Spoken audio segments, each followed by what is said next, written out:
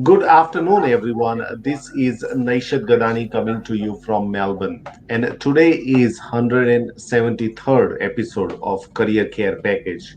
And on today's episode, we are discussing about how to find a job in Australia, job search tips, interview tips, LinkedIn tips, social media tips, any tips for that matter. Just Uh, anything. that's just anything. Ask us anything today, except our bank account details. So ask us anything. That's what we are here for. It's a Friday ritual for us. And for those who are fortunate enough to join this for the first time, and me and Caroline have been running this LinkedIn live, daily LinkedIn live show called Career Care Package since 22nd March this year. So it's been 7 months now that we are running this show. Not even seven, I think 8 months now. Oh God, that we've been running this show, and today is 173rd episode. And Friday is an open question answer session. That means that you can ask questions, and we will, give it a really red hot go at answering those questions. If you don't know the answer, we will end up using you as well. So please be careful when you ask us the question. All right, so let's welcome Caroline Brown. Thanks, Nash. I've got nothing to add to that introduction. Red hot go. Yes, we'll give it a red hot go. We might end up Googling quickly, but we will answer any questions that you have. If you're watching this via YouTube, don't forget to subscribe. If you're watching this on LinkedIn, please follow the hashtag Career Care Package to make us globally famous. Two small requests, that's about it. So I was watching the news the other day, and good news on the job front. The unemployment statistics aren't as dire as predicted. So there's a bit of a rebound. Did you notice that, Nash? Well, I was going to talk to you about the same. I've got the vacancy report from the National Skills Commission that I will talk to you guys about. So, overall, there is a monthly change from the last September to October. There is 6.2% increase in terms of the advertised jobs, and they look at Seek, I think, career, my career and Australian job search, and they look at this data. But compared to last year in October, there's still a drop of 2.3%. So yes, there is an increase, into this, but compared to last year, there's a drop. In Victoria, we have seen also a drop as well. So it's not. I know that we are starting to get a lot of. Upbeat. We are becoming more optimistic about Victorian economy and the rebound of where things will be, but it's not there yet. I think it's going to take a while. But one of the interesting thing that the report says, which is pretty, yeah, pretty good. Let me just open up that. Yeah, so it says that the recruitment activities for laborers, machine operators, drivers, community and personal service workers, technicians and trade now exceeds pre-COVID 19 level. So their demand has increased for some reason. So that's another way to look at. Now, obviously, these are very huge level reports. It may or may not individually affect you, but it's a good way to things that keep that in perspective, because obviously we get flooded with a lot of information. We make those decisions based on what we hear, and sometimes overheard things, and sometimes it's those messages that you get gets forwarded from friends and family, right? So I think looking at this data is important, because you can then find some solace, you can find some perspective to deal with how you're going in your job search cases. I think so as well. I mean, I'm a big fan in looking at, I guess, actually the numbers when you apply to anything, and how you actually direct your efforts as well in terms of a job search. And of course, they're broad figures, but I think just to know that there are certain areas picking up, and with more jobs available in those areas. But the basics haven't changed to, applying for jobs. And one of the things that's really struck me with a few of my clients is that looking for a job is actually a skill in itself. It's a different skill from what you have in your normal job. It's a skill of being able to, unpack what an advertisement is really looking for, unpack the skills that you have, and match that up in a realistic way, and do that in a very compelling way as well, and knowing how to prioritize information.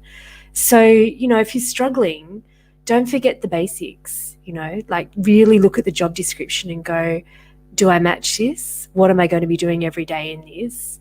And how can I show that I've got specifically those skills, not everything that they're asking, but specifically those skills that they're seeking, and don't leave it up to the employer to guess.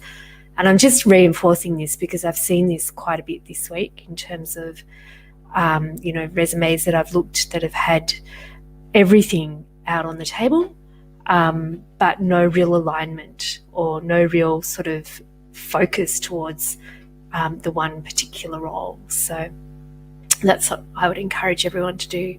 So we've got a question from Rakesh. Hi, Rakesh, thanks for joining us. I have a degree in chemical engineering, certified in Lean Six Sigma, black belt and machine learning. Is there any opportunity for me? What do you reckon, Naish? I think there will always be opportunity. The shortest answer to that, Rakesh, is that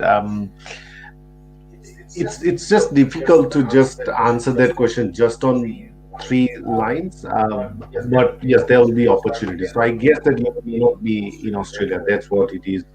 It is appearing to me based on the question. If you are not in Australia, then obviously you'll have to go through the process of migration consultation to really figure out what kind of category of visa can you really apply for, and then go through the process of applying for those visas. And it might take year and a half. I don't quote me on that, but it usually take that amount of time. But the second aspect is that whether there are opportunities available. I think there will be opportunities available as a chemical engineer and Lean Six Sigma. I'm not sure machine learning how that fits in, and that could just be because of my lack of knowledge of your sector. But I think Lean Six Sigma and engineering plays a is a very killer combination, because I have successfully helped mechanical engineers with Lean Six Sigma and black belt also to get into jobs here as well. So I think it is possible for you to find a work, but as it requires a lot of strategy, clear focus, networking, approaching employers directly, engaging with them. So there's a raft of other activities that one needs to do before he or she is really offered the job, Rakesh. I hopefully that gives you some response. Feel free to type into your comments so that we can take another question, or maybe we did not answer that question properly. So yeah, please Yeah, look, continue to comments. Yeah. I think it's an interesting set of skills to have. And if I was in your position, and I'm just assuming, Rakesh, that you're maybe new to this market, is to actually put those keywords into LinkedIn, because and see who pops up in terms of the types of organisations that they're working in. You might want to reach out to somebody that is working in that particular area if you find them, and seek their advice on entering the local market. One of the techniques that I've done with my clients is, say for example, if I've been helping an accountant from India, is to put the words accountant India and into LinkedIn, or accounting manager, be quite specific, and then add in, put the location Melbourne, and see who's gone down that path before you. So you could do the same thing, and then you would reach out and seek their advice on cracking the local market. And the thing about that approach is that you have an affinity with that person, and that person would be able to see that affinity with you, and you're probably more likely to get them to say yes to meeting. To a meeting. But just skills like Lean Six Sigma, I mean, you'd have lots of fantastic examples of value that you've contributed, or efficiencies that you've created with that kind of skill set. So, and again, for machine learning, I would look to see which organisations that in your particular area are applying that kind of technology. Do a quick Google in Australia, and then Again, look them up on LinkedIn and see if you can connect with those people that have that skill set, and reach out and seek their advice on, you know, how they're applying it and where you might be able to with your experience as well. So Nash was referring to being more strategic or creative. I think that's probably a couple of examples of how you could do that. um, yeah, okay, so I've got a question from Uma. I found that many people not dealing with rejection, and that impacts their job search strategy. From an EQ point of view, Carolyn, how do you propose some strategies dealing with applicant rejection?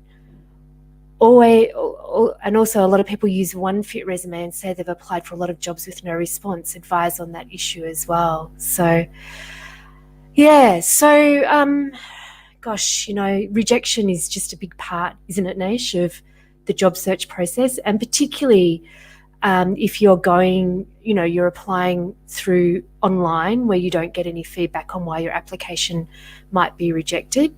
I guess, you know, in terms of maintaining a sense of your own capability, is to know what the numbers are. So, you know, there's you have less than 1% chance of being successful if you apply online. You increase your chances tenfold if you go via referral. So just knowing that, you know, that you're in a big pool of applicants, and that it's not personal. Often, you're lost amongst the crowds is one thing, but I think, you know, from, I guess, maintaining a sense of confidence and that you can do that. One of the, you know, can keep going. You've got some value to add. One of the people that we had on this show, Ben, had a great strategy, which was connecting up with, I think, 8 other people doing the same thing as him, sharing best practice, keeping each other motivated, each testing out different ways to apply for a job, and having, you know, so it's shortcutting the learning and also accessing a network that's from those other people. So having a group of like-minded people that are all dedicated towards your success and you're dedicated towards their success is a great way of keeping your momentum up. And I also think, you know, from that sort of resiliency point of view is keeping some balance. So making sure that you're doing things in the day that are good for you, that you enjoy, as well as the habit of, you know, dedicating some hours every day to looking for a job. What are your thoughts, Nish? I think I agree with what KB said. Rejections is it's. I think my view is that it's the same way I deal with rejections in my personal life. Also, it's not different at all. So I think some people take rejections very well because they have got a healthy and really profound relationship with Mm. failures, and they are able to get out of that fairly quickly. And the challenge for most of us is how quickly you learn about the failure and how quickly you come back to the same state of mind is the challenge. If you continue to, if that's increasing every day, that means that you probably need to do some work to bring it at a level where which is healthy. I don't think so that I or probably only Buddha would have achieved that amount of self awareness that it doesn't affect it. Absolutely affect it, because you have put in so much amount of effort into the application. But at the same time, I think there's KB suggested is that the chances of you getting a job, so is so tough into the advertised job market, that you are guaranteed. In a way, I tell my clients too, is that the one thing that is guaranteed when you start to look for work is failures, not rejections, but simple failures is absolutely guaranteed into that. So if you start with that view, not that you play to fail, but having that it is part and parcel of the whole process of finding a job, or if for that matter any endeavor in life, that thing will always be there. That that risk of failure. When I was helping my son to ride a bike, and you should have seen his face when he fails, and the struggle that he goes through to come back again and then try again and then fail and scratch his knee and do that.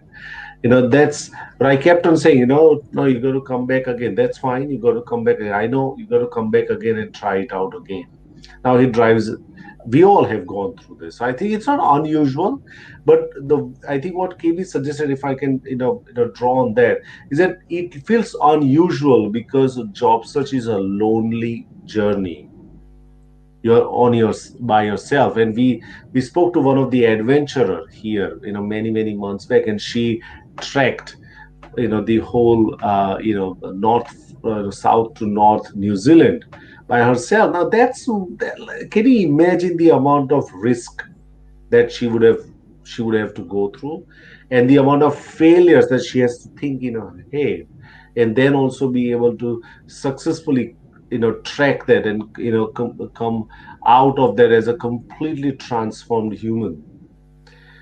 And I think that there's a huge amount of lesson that, lonely, if I can now, go back to the jobs, it's a lonely process. And what can we suggest, if you got 3 4 people around you, 2 people around you, 6 people around you, cheerleading for you. Even though if you fail, you can reflect back, because even in reflection, you need somebody to reflect with you. Because if you're going to go into your own mind to reflect, it's a deadly place. Honestly, it's not a great place when you are really anxious and you're feeling that heat. So I guess that having cheerleaders around you, people who, we're not asking people to just, you scratch my back and I'll scratch your back. It is about having a really straightforward and a really honest discussion. Me and KB share similar, collegial relationship. I throw some ideas in, and KB completely, with complete honesty, gives me the feedback. Although I hate her when she says that, but it takes a Easy. while. It takes a while for me to Yeah, to sit on that and say, you know what? Yeah, I think there's some learning here that I might need to push further my thinking, and I think that is Umar. I can hope I can give everybody a medicine that will help them to come out of this faster. But I think yeah. it's an ongoing learning process. I think Yeah. the other thing too is that when you're looking for a job, I mean, as human beings, we have a propensity to the negative. Like fear keeps us safe. So, but when you're looking for a job and you're doing it by yourself and you're isolated, your mind goes to the negative all the time. It's like, why would they get back to me? Or they could do this to me, or I'm not good enough, or whatever. So it is a time that you actually, I think, have to get really clear feedback on what it is that you need to improve. So you want to eliminate all of the guesswork and actually try and get some clear feedback on is your resume too long and too waffly? Do your interview skill, you're not so great at interviews. Are you wearing something to an interview that is going to eliminate you? Do you waffle?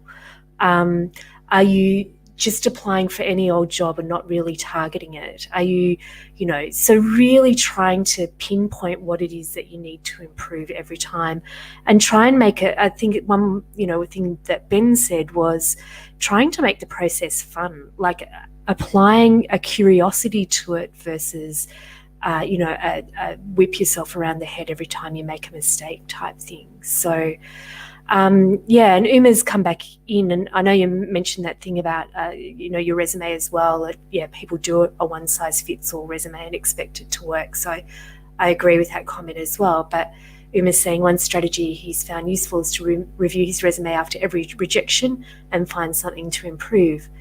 And we had can't remember, it was one of the graduates that we had on that found a job that said that she had this kind of intense process of networking where she picked up tips and about her resume, and her resume radically changed from the time that she started to the time that she ended because she wove those tips from people who'd gone before her back into her resume. So that could be a strategy as well, finding people.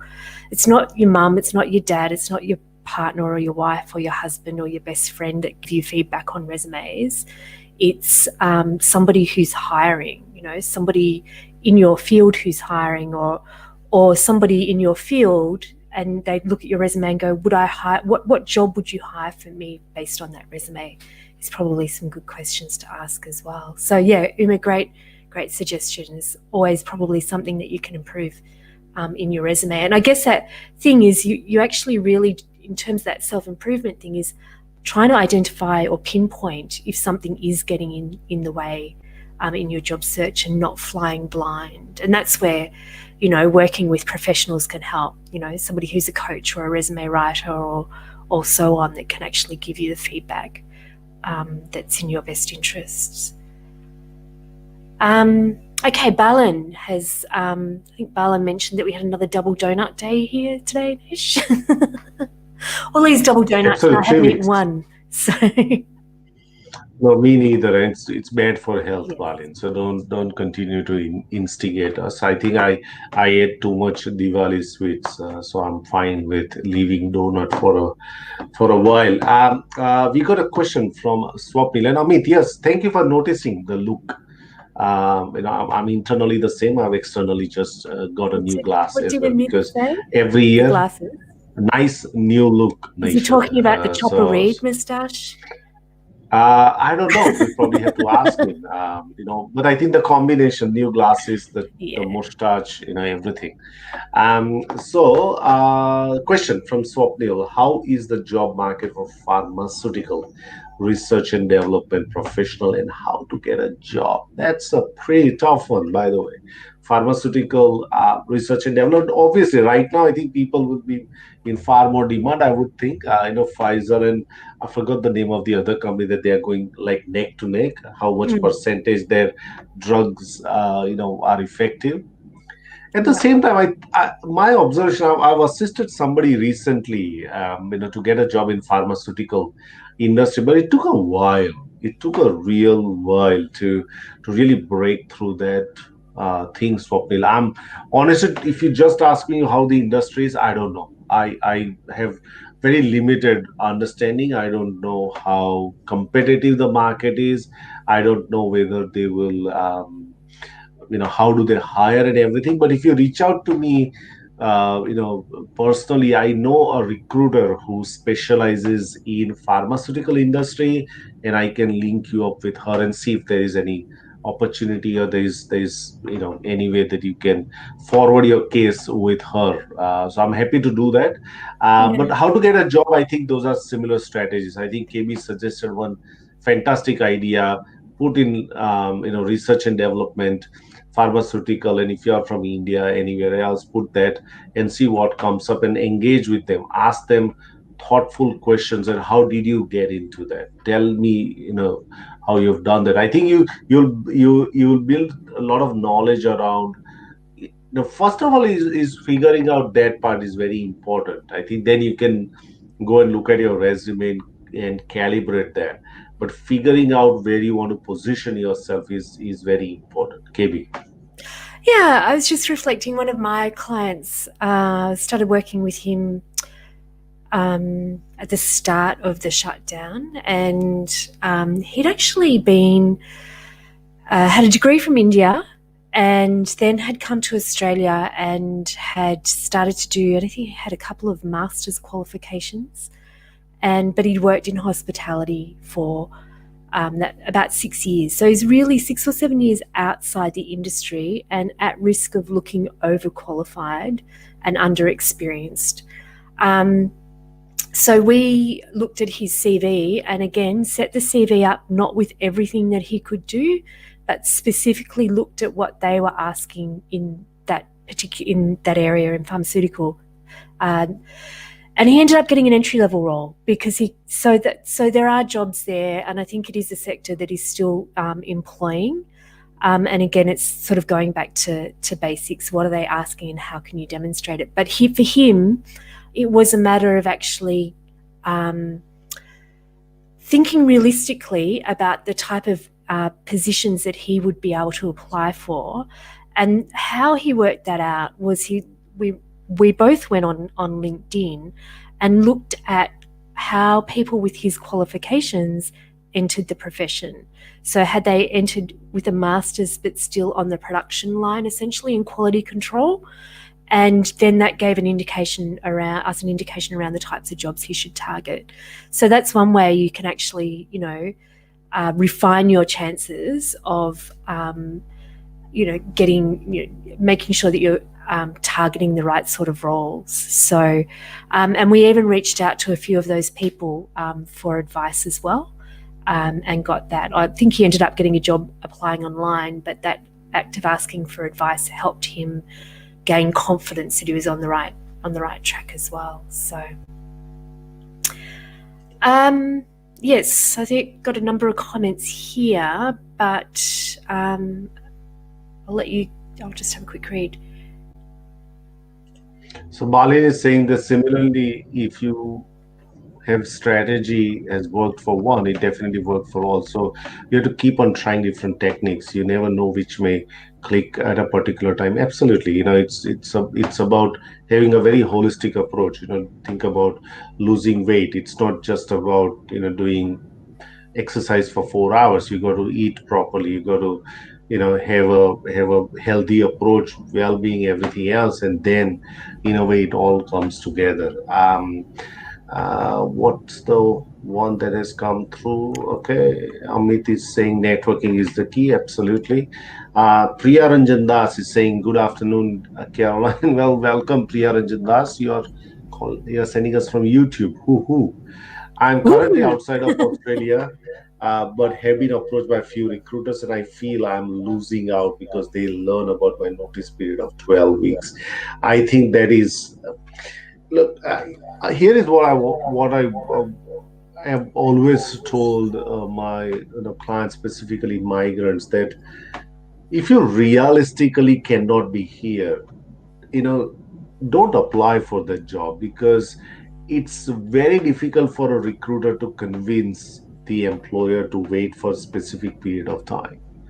It is very difficult unless you can work remotely. But even in these COVID times, i I think people will still want you to be in Australia because of the data, because of just too much too many challenges around that. So I can completely kind of feel for you, Priya Ranjandas. I'm not deflecting that question, but it would be difficult for a recruiter to convince hiring manager and say you got 12 weeks, and then particularly in COVID times, you don't know when the international borders will open, what's the quarantine period, whether you'll be able to travel or not. There's just too many of those uncertainties around it right now that recruiters may not be really taking things forward. And I think you should not feel let down by the rejections because they are not real rejections.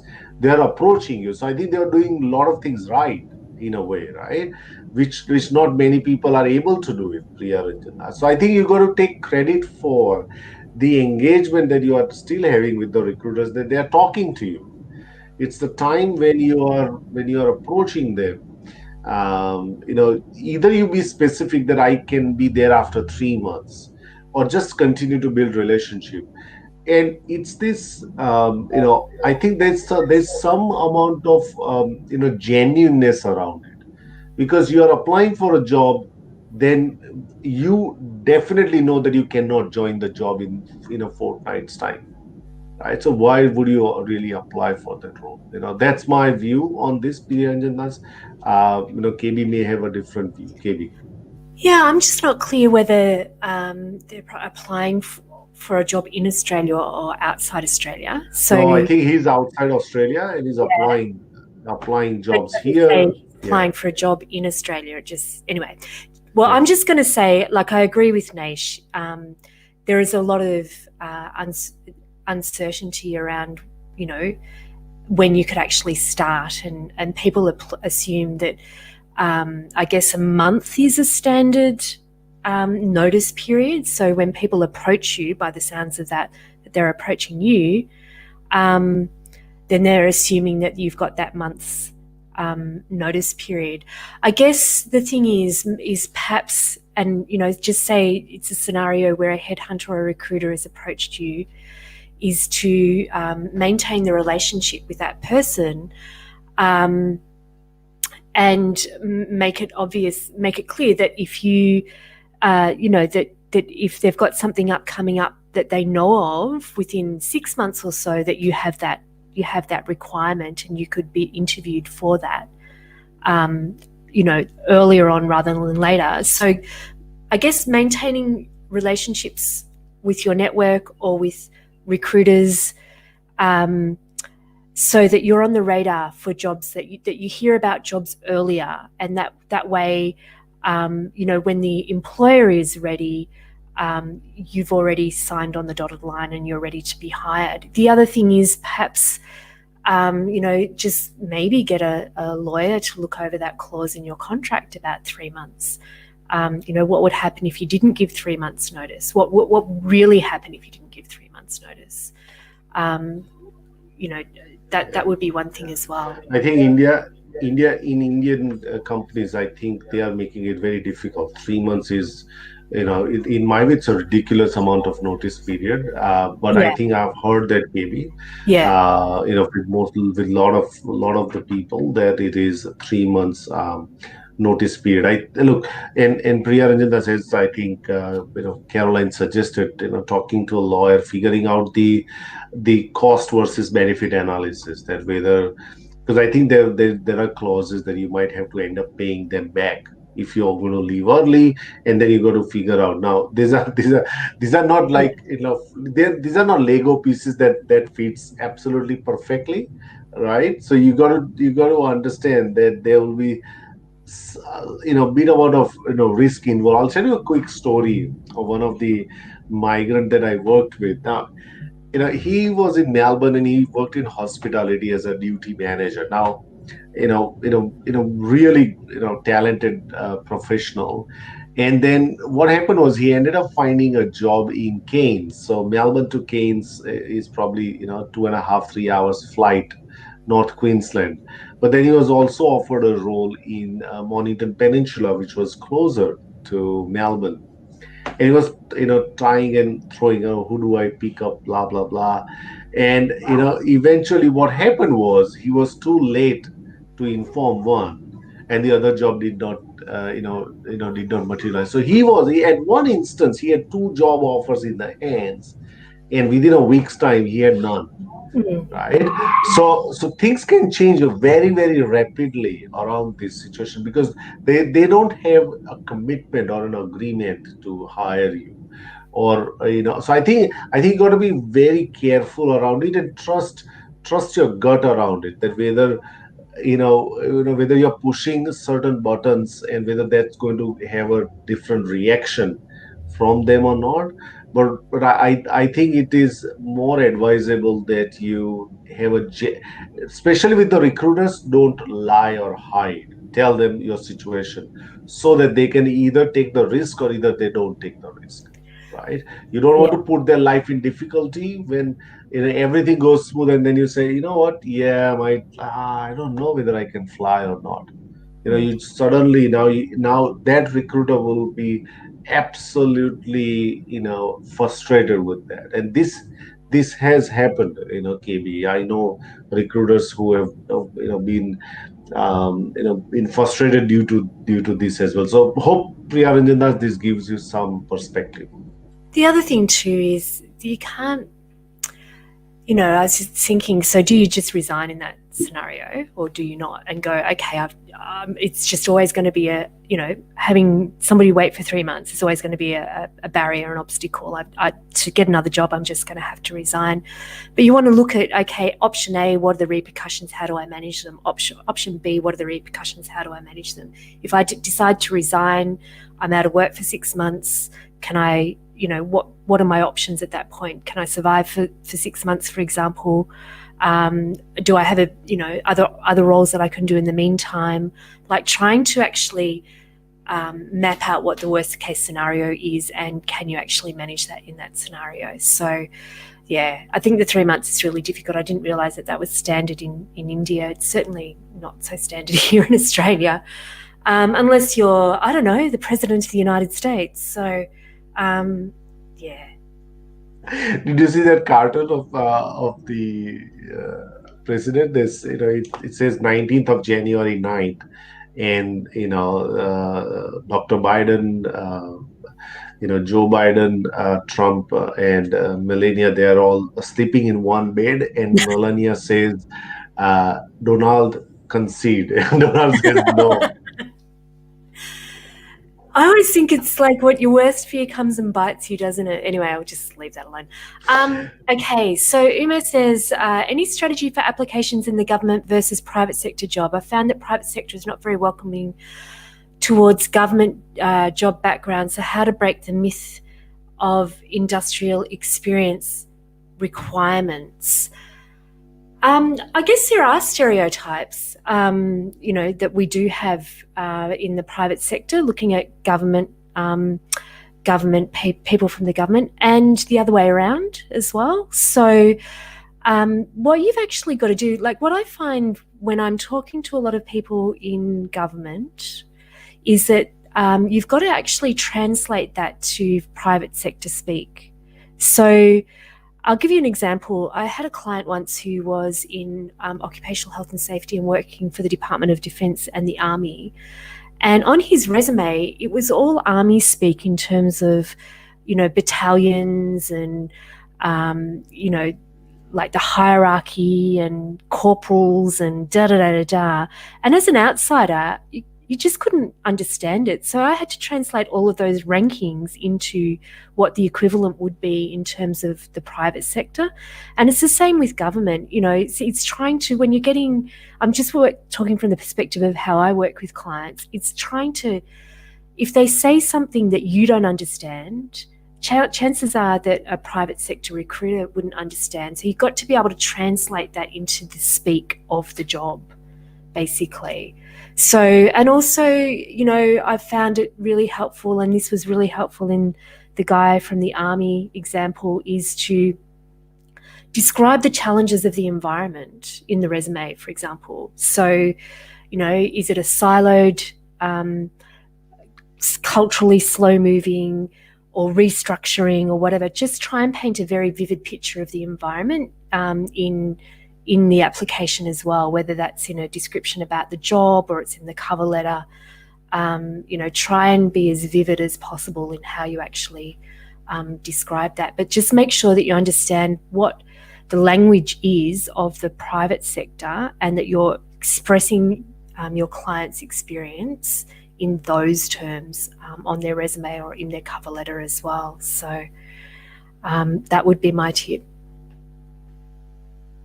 I got nothing else to add. I think I don't have a lot of experience in that context. So I think what KB suggested is absolute, good strategy around, contextualizing that is very, very important around, And around just one especially other thing explaining on what that. you've done. I was going to say, like, a lot of the time in the public sector and government jobs, nobody takes account, like, nobody can talk about the end result. So it's all in very general terms. So as much as possible, get people to quantify the impact of their actions and remove the job description government speak. I was actually looking at somebody's resume today that had been in the government, and his resume was really set up around addressing the selection criteria for particular roles, but it was all fluff on the resume because it didn't actually get to the heart of what he actually did. So, if you can strip out all of that kind of padding language and really drill down into, a description of what that person did and a description of the impact, that will help as well. All right, the next question is also from Umar. And any suggestion applying for interstate at this time? It, I, I think the national cabinet can only answer that question, whether it's a great time to apply for interstate or not. I think it would be difficult. We definitely had a case. I think if you remember, Yashdeep came on, on our show, And Yashdeep actually got a job in the regional New South Wales, and he was in Melbourne, and he spent two quarantine periods. One That's was when he was in Melbourne, and then he also had to spend 2 weeks quarantine in Orange also. Now that is possible, right? It's not impossible stuff, Umar, but the employer has to agree. And if the skill set that you have, which are available in the current market, it would be unlikely for them to go and get somebody from interstate unless you got a strong referral from inside. People know you from inside out and they put some paperweight towards your application. Secondly would be that you possess a very unique skill set and set of skills that they find compelling enough to say, you know what, we can wait for 15 days. Or in that matter they'll say, you know what, you continue to start to work from home right now while in quarantine, and then when you finish the quarantine then you can start. So it largely depends on how you position that the whole process. But on the outset it would be pretty challenging. That's what I would say, yeah. KB. Actually, it's really interesting because the flip side of that is that people are, because we're so used to working remotely, particularly in professional positions where you don't need to be in the office, that people are being hired for interstate roles and doing that first period remotely. And one of my friends, Daniel, is actually working for University of Western Sydney, based from Melbourne. So all of his interviews were done over Zoom. All of his work is being done remotely over Zoom. So people are getting jobs that way as well. Yeah, I was just reflecting on Yashdeep. I think he even made the local papers in Orange for being the only person in quarantine in a hotel in Orange at that time. So yeah, people are getting around it. I guess it's like, I know with Daniel, had a strong relationship with the person that was just particularly interested in having him for the role. So, or knew him and trusted in him and liked him as well. So, but yeah, it is possible. And I certainly wouldn't stop anybody from applying for a job interstate if they've got the right skill sets. So yeah. Okay. Balan has said, Neshad Gadani, I believe that's you, Nesh, not Chopper Reed. A few days ago, a recruiter shared a post about his client. The lady got an offer letter and resigned at the last point before she could join. So the new job was taken off by the new employer. So she lost both the jobs.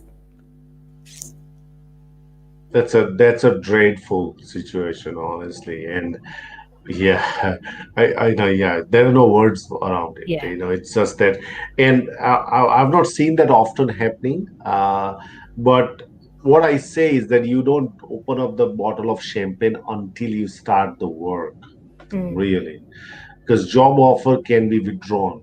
You cannot do anything about that. I think you've got, I'm At all. not a lawyer, but I think you've got a case for some, what's the word? Um, can't think of Discrimination. yeah, compensation if you've got Yeah, a letter yeah, that but then has. but what I'm saying, KB, is that the process to get through that is also not that you send one online form and you get No, no, you no, know no. It's not at couple of all. $1,000. So I think you know, and when you're dealing with the job loss, and then on the top of that you have to deal with this anxiety, it could be big unless your partner is a workplace lawyer. I think then it would be fine, honestly. Yeah. Priya Ranjanda say thank you. Thank you for joining us from YouTube. Please don't forget to subscribe. And Umar says that I guess I need to send my resume to adding that paperweight. Absolutely, Umar. And I know it was on a lighter side. I don't know whether I can add any paperweight or not, but feel free. You never know how it assists. I give you a story. One of my uh, s- approached me for my services, and we started to have a chat, and I get to know, her work experience a bit better. And 15 days later, someone from my network posted for a job as a marketing coordinator. It was a fantastic job, and I said, you know what, I have checked this out. After a month, I found out that she actually landed a job. So it does happen. I'm one of those miracle that you are looking for. Excellent. So we don't have any more questions. I think you've done really, really well today, KB. Oh, remarkably well. Thank you. I don't Thank you. believe in false modesty. So. Thank you very much, everyone. And thanks again for joining us in this open session. We really love to engage with you, answer those questions for you. And feel free to reach out to me or Caroline with your resume of if there's anything else that we could do to help you to go from uncertainty to bit of confidence. So that's what we are here for. So, any last words of wisdom, KB? Not really. I'm planning on having a very relaxing weekend, ready to kickstart next weekend. Next week.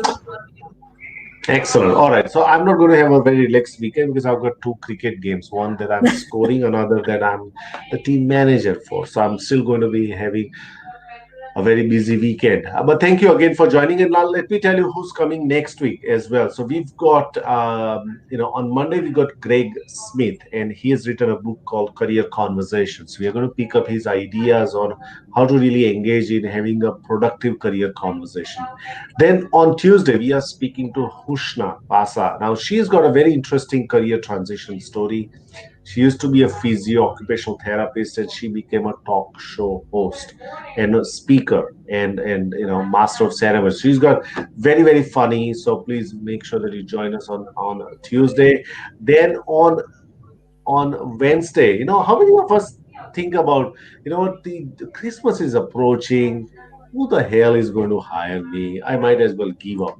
So we are going to speak to Renata. She's a careers coach, and she's going to talk about the misconception of end of the year hiring. And then on Thursday, we are going to Queensland talking to Dre, and he's going to talk to us about the interview model that he's created, which is 3P model. So that's what's happening next week. And then Friday we'll be back again doing this question answer session as well. So please stay safe, stay sane, and look after yourself and your loved ones until we see you next Monday. Bye. Bye, everyone.